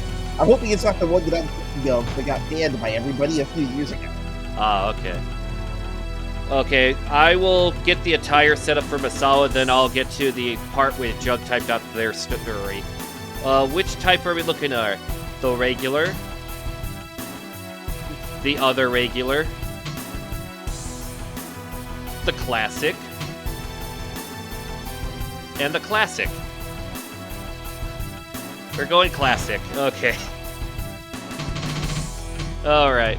So before we start this match, I'm gonna read this funny story that Jug put in. Half-brother dared me to take a tombstone pile driver on our bunk bed. I said yes. I thought he would tombstone me on the bed. He tombstoned me off the bed. Off the top bunk or the bottom bunk? But in the long run, took the bump, no injuries, so that's off the top bunk. Whoa. Right. That is EC. That is like something Zandig would do in combat zone wrestling. Fucking avalanche.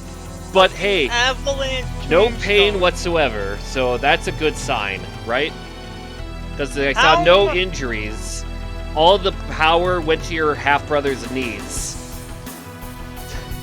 So let's look on the bright side.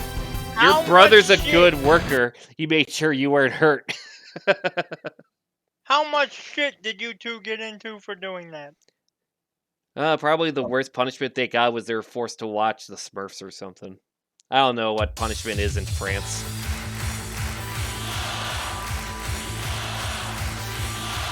No trouble, my gosh. But now I just imagine like your parents were in the front row seat cheering for the top rope tombstone. Top bunk tombstone. Cheering for the, marking out for the avalanche tombstone. That's a good one. I like that story.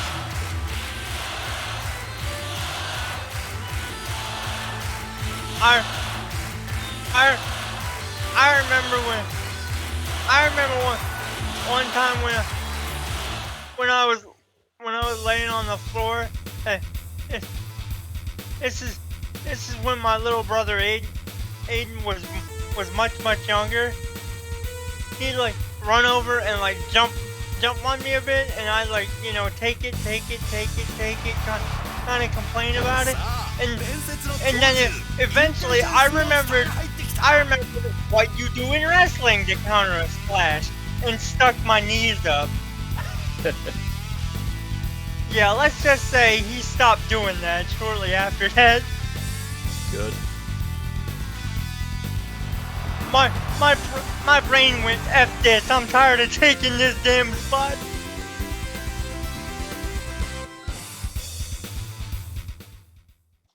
Alright, we got... I'm actually kind of surprised. The guy who I thought would lose the match, the last one, won the match. And over the guy I thought would win, Chono. But now we got the semi-main, Brody and Misawa. Place your bets.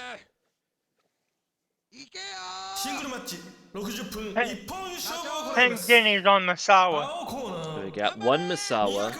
Got two Misawa. JM. Going with... I'm going with Brody. Okay, so we got a 2-on-2. Because I'm going Brody too. So far it's, let's see, 1... It's 4 against 2 in the score of Japan versus the world. So if these next two matches the world wins, it's just a tie.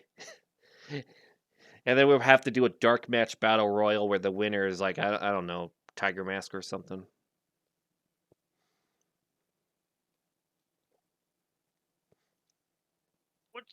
Which TM do they have in this game? Yo, don't you guys find it funny how the deathmatch mode for Slam Masters 1 was only on the Genesis port? Well, then again, I guess that was just because the Super Nintendo version, Nintendo didn't want something violent. It's like, say, Mortal Kombat was a great example of the localization of Sega and Nintendo at the time. Because Nintendo, you had to turn the blood on, whereas Sega, you did not. Exactly. But yeah, I mean, that is pretty funny, though.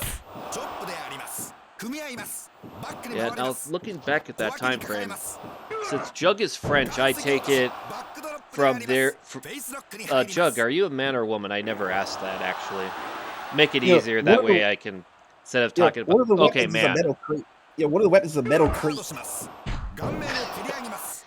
Alright, so that makes it easier for me, Jug. Like, say, in France, he probably grew up with PC gaming or, like, a Sega console. Because if I recall, Sega Master System was big in Europe. Yes, it was. Don't know about the Genesis or the Saturn. I think Dreamcast didn't live long enough. Nintendo seems to be a niche in Europe compared to, like, say, America and Japan. Where No it was Dreamcast here, okay. Dreamcast never even got a chance to be in France. What a great fate. Hey, Quirk, Yeah.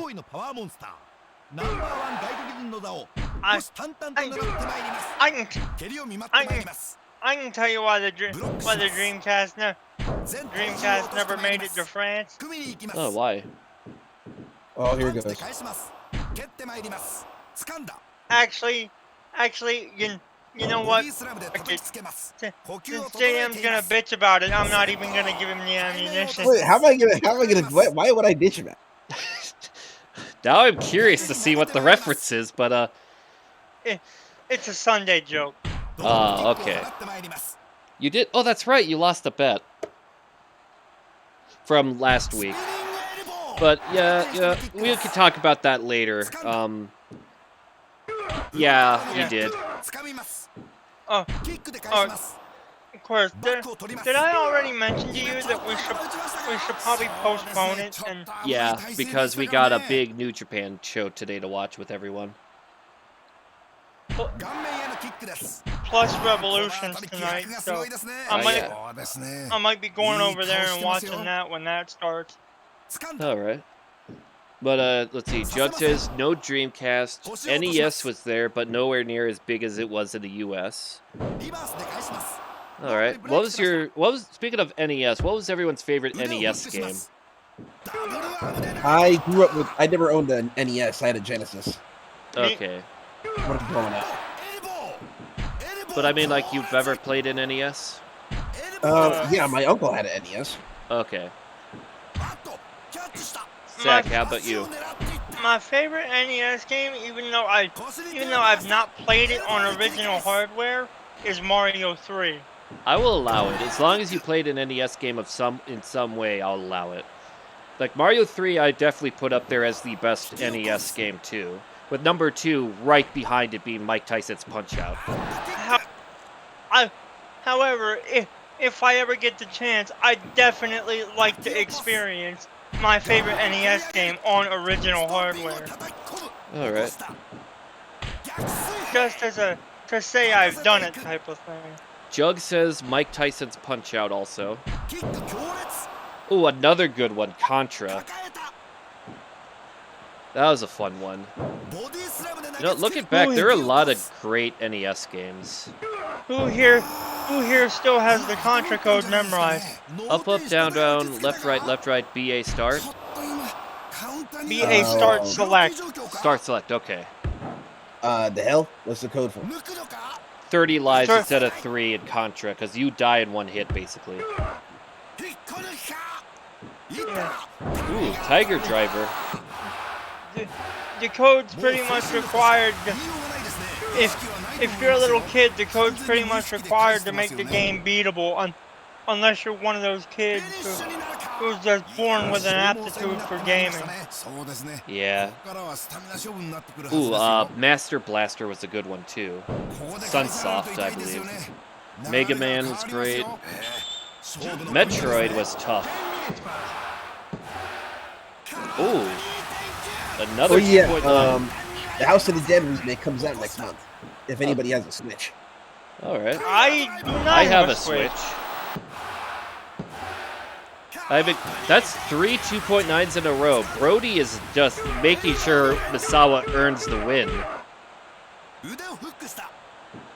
Oh. Misawa Needed that move. was like, fuck you, fuck you, fuck you, fuck you, fuck you, fuck Why you. won't you die? It's like, Oh, it's got to go for a jumping knee. Oh, big boot. that elbow was like, fuck Jaws and fuck your Jaws Time to specifically. go. I'm taking it home now. I'm taking it home now. I'm taking it home now. Just keeps walking into the corner. Yeah, one of these days I'm gonna be taking it home now. Oh, here I'm we go. taking it home now. Die! Oh, that's gotta be it. Vote break? One, What? two. Oh! Even the announcer went wild for it. We got a How dare good you match kick out here. of the King Kong knee drop. This is definitely the best singles match so far. This Oh no! might, Oh no! this Oh, might be that's a a rope 90. break. All the ropes. Yeah, that's what Jug is saying, a 90 at least. Got a pile driver stalling. Oh my. This is very wild.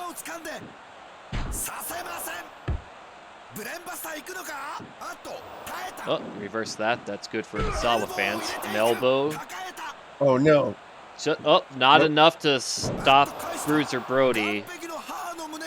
Maybe a second elbow would have been enough to get the Tiger Driver. Oh, he's going for a big boot. Vote break? And another rope break. This is other than the Noah canvas. This is probably my favorite canvas in all of pro wrestling. Oh yeah, I love the half blue, half red. Oh no. Yes! Brody won Yes! by knockout. Wow. What a well-earned victory. Like, that is definitely my match of the night right now. King Kong knee drop to the face. Like, Brody was hit by several Tiger drivers. It looked like it was going to be over, but he came out of nowhere to make a great comeback. 91. That's the second. That's a tie with our opening match for best rated show. What was the opener? Fatal four-way between Marufuji, Tiger Mask, Chris Benoit, and Dynamite Kid.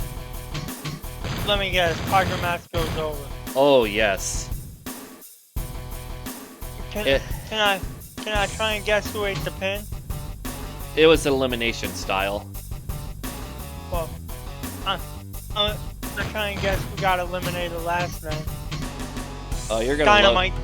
Yep. Dynamite. Dynamite was the Tiger last Mask. one eliminated. Like always.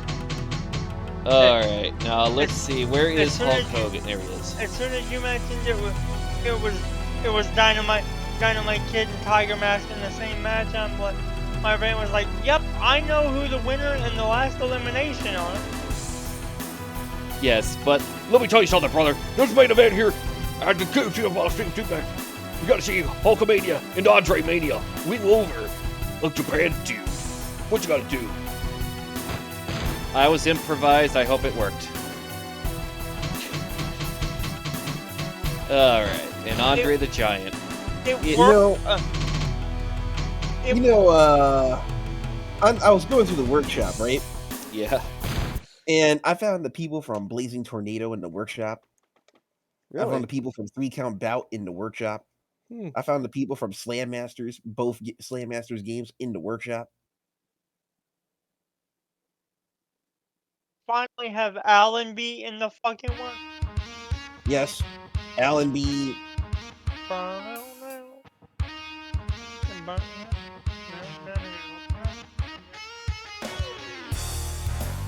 This is his first WCW thing? Oh no, like his first was that he's American made. This was like late WCW NWO version, also when he returned to the WWE. But I'm glad I don't have the music mod installed yet, because if he came out with this, oh man, we would have this whole video get muted right now. Yeah, so currently Team Japan versus Team World. Japan is leading by 1 point. So if Hogan and Andre win, we got a 4-on-4 tie. But if Japan wins, Japan will take over the world. Many Koreans are watching this show in fear right now. And Chinese people. and Filipinos. Basically, all of the Pacific is watching fervently.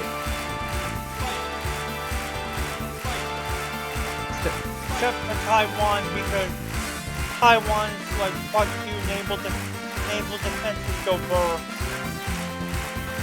Yes, but you gotta remember, the fate of the world is on the line through this contract we made. If Japan wins, they take over the world. If they get a draw here, everything's back to status quo. So, if you want to not live under Japanese sovereignty, you want Hulk Hogan and Andre the Giant to tie the whole series up. But if Baba and Inoki win, you better start learning Japanese, boy. So let's take our bets. Who's gonna win? As big a Baba fan as I am, I don't wanna have to learn the entire lyrics to the Bato tie. So yeah, world pain. Alright, how about you, JM? Yes, that was an imperialist music reference. I'm conflicted. I'm conflicted. It's one because my alternate persona is in here in this match. Meanwhile, you have the man who we love to meme. We have this is a very wild match. I'm very conflicted right now. Wait, JM's alternate self is Baba?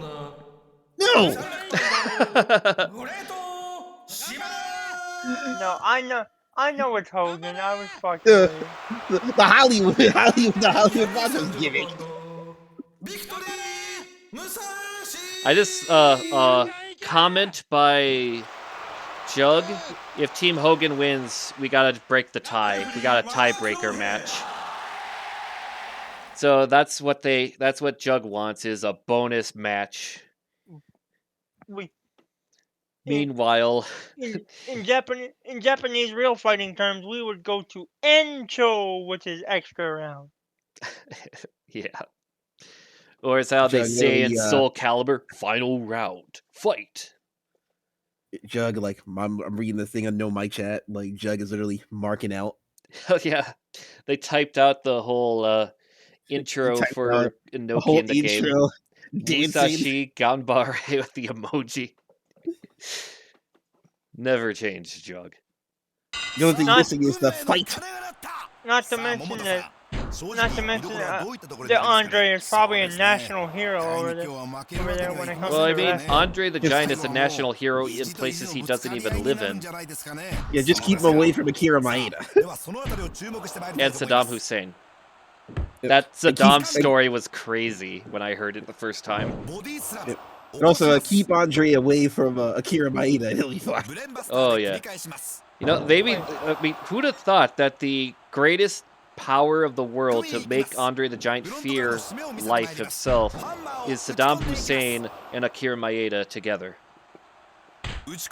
The unholy alliance, we'll call it. Akira Maeda woke up and he's like, you know what, man? I'm gonna shoot. That's like what every day, though. He woke up on the wrong side of the bed. He's like, you know what? I'm going into business for myself today. Fuck you, Ricky Choshu.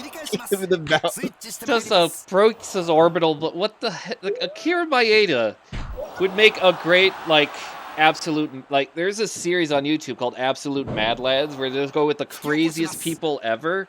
He would be a great choice for that. Like, another character that was put in this Absolute Mad Lads was, oh fuck, Bob Ross was in it because he was actually a drill sergeant before he became a painter. Which is funny to see because, like, Bob Ross is the happy guy with the afro that paints. So imagine him yelling at you. Bob Ross like, hold on here, let me get my knife. Now we're gonna make a happy little smile on your face with those cuts on the mouth here. And then you're gonna drop and give me some 20 happy little push-ups.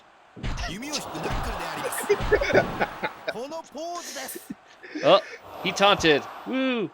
Brother! It goes straight for the pin. And Inoki's...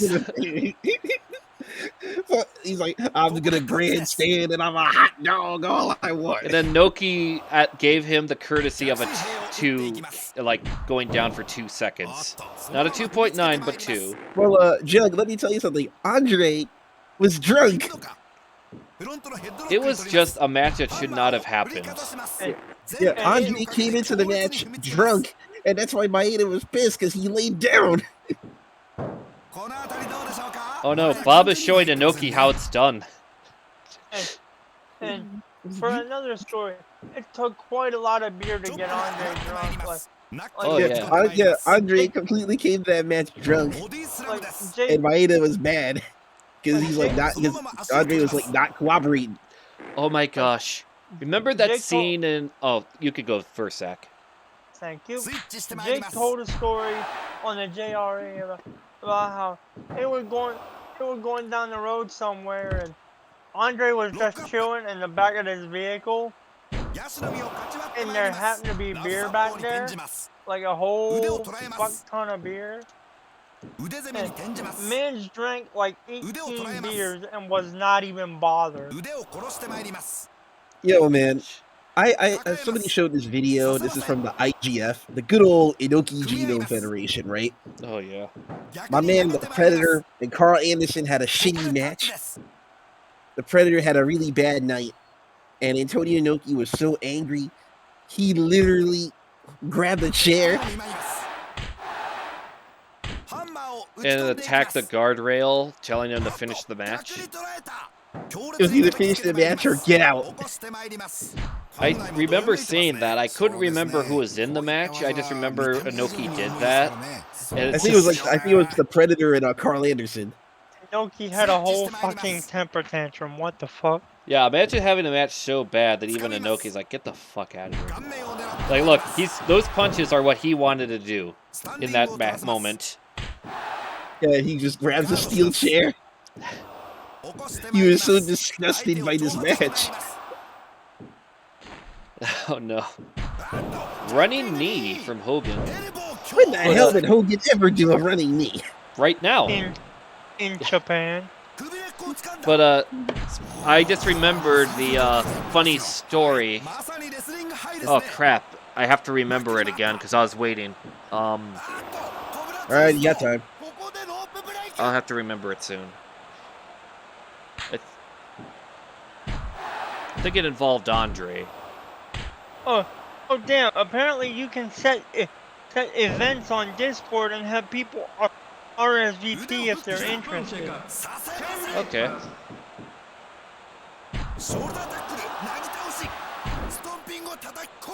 Andre just doing what he does best.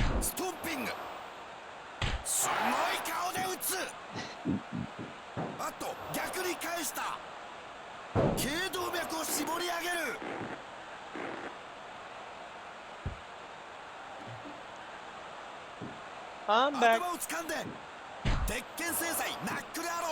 This is pretty average, like, back and forth. With Baba and Andre. They were a tag team once in 1990 All Japan, basically. Special attraction. Wasn't that right before Andre died? Yep. Oh, wow.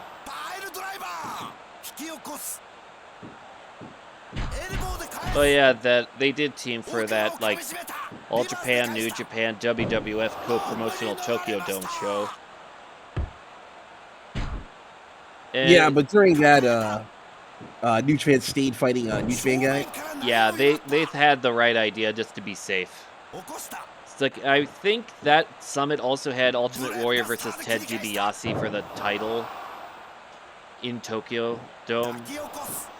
Because I thought I recalled seeing that on like some WWF tape that I had a long time ago, where it's like various big matches they had on tour outside of the US. It's like they wrestled in Paris. Dino Bravo came out, the crowd cheered like he was Hulk Hogan. Only the job to Hogan. Oh no, in the match he actually beat Bret Hart. Then of course the Fabulous Rougeos and the British Bulldogs in London.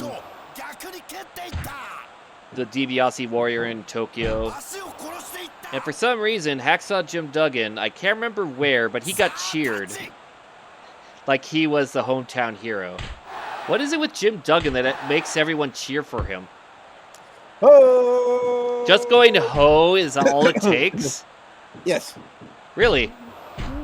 This whole time, just saying ho is how you become a hero. No way. Inoki got a weapon. He just hit Hogan with the table in the back. Breaking his back. He hates that damn Inoki. Inoki just tried to break Hogan's back. Just like that urban legend about Verne Gagne trying to pay Iron Sheik to break Hogan's back. I got a conspiracy theory. What is it? The kid with Plank from Ed, Edd n Eddy. Oh, Johnny. Yeah. All right, what Johnny is just a child. Is just a child cartoon version of Hacksaw Jim Duggan. Yeah, but he wasn't over, kid. he wasn't going. Oh.